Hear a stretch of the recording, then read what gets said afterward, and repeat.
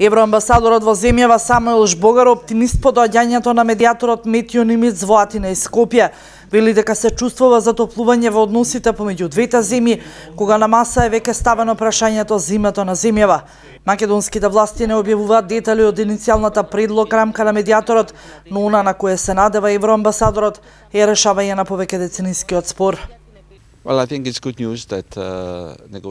Пристигнувањето на медијаторот Нимиц мислам дека представува индикатор дека преговорите може да започнат, дека всушност започнуваат и исто така ние имаме надеж дека тие преговори ќе може да дадат некој резултат кој што ќе биде задоволителен за двете страни.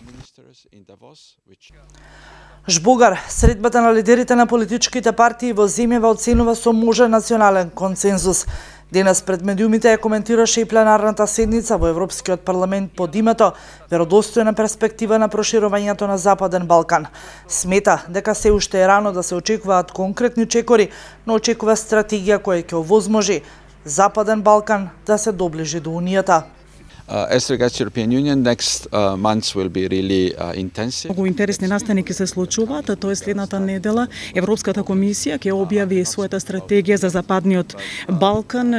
Се уште не можам да кажам ништо во врска со ова стратегија, меѓутоа тоа што можам да го кажам е дека ова стратегија представува визија на Европската унија како го гледа регионот понатаму во процесот на проширување.